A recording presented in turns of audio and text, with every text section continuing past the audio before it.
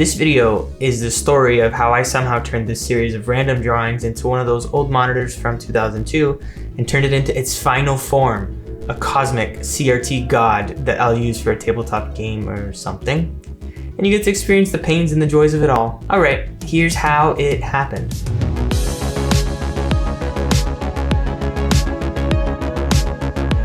Hello there, I'm Danny the 3D Printing DM, and welcome to 3D Printing Tabletop, a channel where we cover all things 3D printing for tabletop games.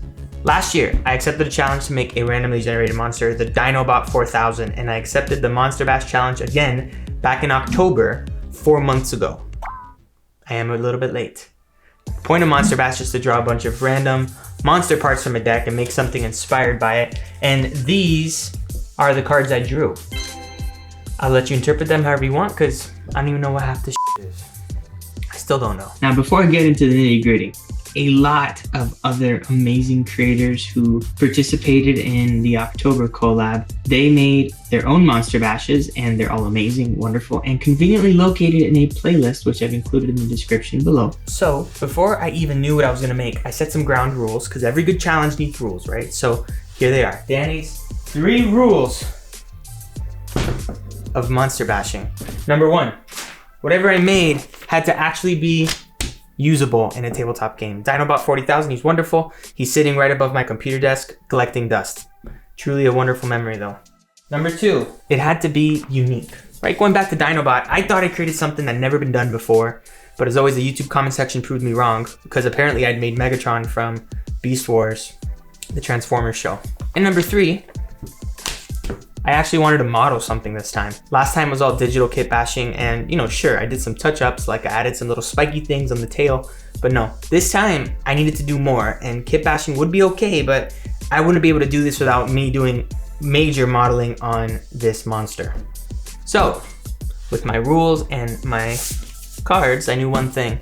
The TV head card, this one, it was speaking to me, and it was like, make me! So I did. Now the exact vision in my head was my old computer monitor from 2002, which I have very fond memories of playing Space Cadet Pinball, not having any idea how to play Minesweeper, and hearing the 56K dial-up noise. So, good memories. But of course there was a problem. See, I didn't know how to make this sort of thing from scratch. Sure, I can work with the sculpt in Blender. I learned to do that in Mario 64 when I was a kid. But I decided I would try and make this in Fusion 360. In 2 weeks? Yeah, this was a program I never used before. It was a big mistake. So it took me 3 amazingly helpful friends, 20 versions of trial and error, about 3 weeks to make the little TV, but you can see where it ended up. We had a removable front piece, a glass screen, which ended up being a solid clear resin print, and it had this gap between the screen, and that was so that I could put these weird patterns and images to sell this epic cosmic feel. Now, when I say there's 20 versions, I mean it. I wanted magnets. That didn't work out. I wanted a good fit. I got a good enough fit. I dreamed of this pristine see-through screen. When I printed resin, I got this cracked and bubbled one instead. But I decided to roll with that because all that stuff ended up adding character by the end. Yeah, so you can tell I had the story of this thing by this point. The Cosmic CRT was basically this mutant monitor meets Jumanji meets a slot machine. And when this portal would open, I wanted these monsters to be able to pop out of it like SimCity. But this also accounted for a lot of the other stuff that of course, I totally hadn't forgotten about it. Like cockatiel. A vicious cockatiel could have popped out of this thing. You never know. A rabid cockatiel. Oh, speaking of monsters, did you know we've got new merch? We've got some really cool 3D printer mimic shirts and some other cute ones for the people who don't like as much monstrous stuff. But come check it out. I think you'll like it. And let's keep going. For the body, I scaled up the Survivor model by Colossal Miniatures. The portal was also a scaled up version from one of our Blink bullets from our latest Kickstarter, Uncharted Lands. And then they were just merged together in Blender with booleans. Yeah, it really wasn't that simple to merge all of these together. In fact, I've never had a model that's so big be this difficult. And it's something I can't really convey well visually. It was just so much trial and error because when I was scaling these things up, they weren't meant to be scaled up and merged in the way that I wanted to do for this project. And it was terrible. What can I say?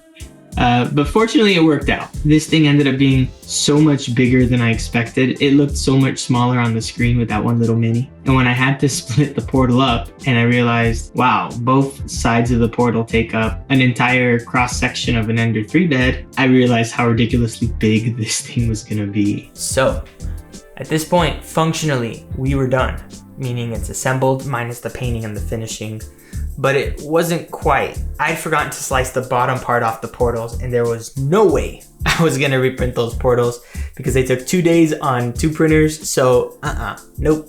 So I needed some kind of base or support so this thing wouldn't, roll all over the place. I eventually tried Milliput and settled on a spray painted corkboard with a hole in it, add some flex. It was unorthodox, but it worked. And we still needed LED lights, so I bought the crappiest LED strips I could find on Amazon, and as long as they changed colors and had the on and off switch, I was good. And please forgive my terrible LED strip management. It's not pretty, I know, but it works, and that's what matters. So by now we had a functional piece. It all fit, it worked as intended, and that meant painting time. After trying out a few color schemes, I did my best to use the airbrush. But it felt so hard to me. Even though this is like the perfect situation to use an airbrush, I'm still relatively new to airbrushing. I laid down a million layers. I tried subtle, I tried harsher. I felt like I tried everything. And the shading was just so much bigger. It felt so hard to get this thing to look realistic, considering it was like life size and the natural lights should have provided a lot of that shadow. It was hard. For me. The Cosmic CRT changed colors like 3 times. All of it. Sometimes the white didn't have enough shading, sometimes the blue was a bit too blue. When I decided to YOLO, as my good friend Brent says, I ended up it up. And I'd try again. Which is why this headpiece feels like skin with the billion layers of caked on makeup, because that's basically what I did. Now either way, the colors and glowing lights inside the head would be the focus, so I just wanted it to be consistent, and you know what? By the end it was, at least for me. And now is the moment that you've all been waiting for, the grand reveal.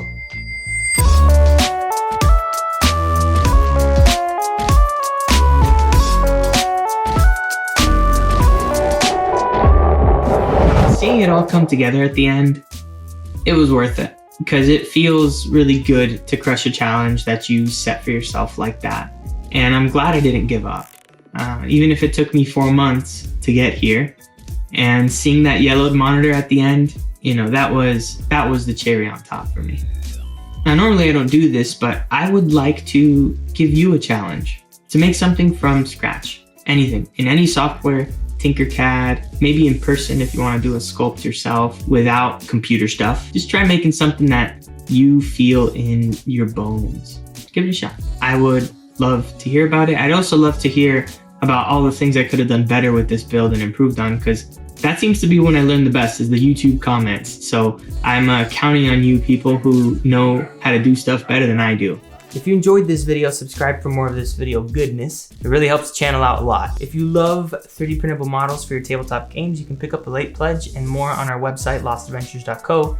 And you can also support us over on Patreon to help us keep making these videos. And if you want to support the channel at no monetary cost to you, you can purchase any products using the affiliate links below. It really helps the channel out. Thanks for watching, and I'll see you next time. Happy printing and happy gaming.